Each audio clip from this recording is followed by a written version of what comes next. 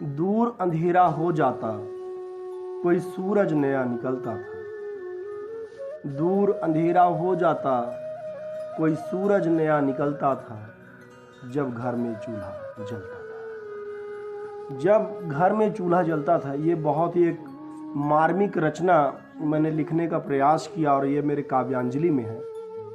इस रचना में मैंने माँ बाप के ताउम्र जो उनका संघर्ष होता है एक बच्चे की बेहतर परवरिश के लिए, उसको दर्शाने का प्रयास किया है कि दूर अंधेरा हो जाता, कोई सूरज नया निकलता था, जब घर में चूल्हा जलता था। उड़ता था धुएं का एक बादल, उड़ता था धुएं का एक बादल, गिरता आंखों से नीर कहीं। कुछ सपने अपनों के जलते थे, तब बनती थी तकदीर कहीं। एक परवरिश कितनों के संघर्ष से होती है, उसको देखिएगा कि उठता था धुएं का एक बादल, गिरता आंखों से नीर कहीं। कुछ सपने अपनों के जलते थे, तब बनती थी तकदीर कहीं। पर माँ की जब उंगली जलती, पर माँ की जब उंगली जलती, अंबर भी आहें भरता था, जब घर में चूल्हा जलता था। आंचल से लिपटा नन्हा बचपन, ममता की बगिया में पलता था। आंचल से लिपटा नन्हा बचपन, ममता की बगिया में पलता था।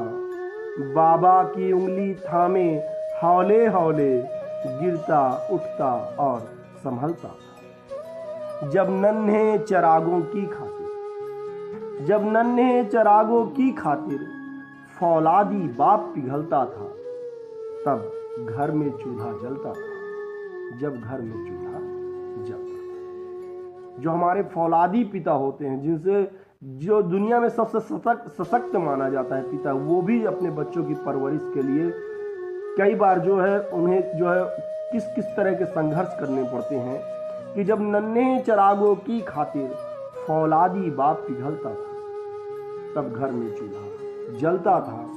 रोटी की भूख मिटाने को सारे जज्बात गंवाने पड़ते थे। राशन के बोझ तले खुद के सतरंगी ख्वाब दबाने पड़ते थे। माँ बापू के वेश में कोई, माँ बापू के वेश में कोई जादूगर साथ में रहता था। माँ बापू के वेश में कोई जादूगर साथ में रहता था, तब घर में चूल्हा जलता था। जब घर में चूल्हा जलता था, दूर अंधेरा हो जाता, कोई सूरज नया निकलता था, जब घर में चूल्हा जलता था, जब घर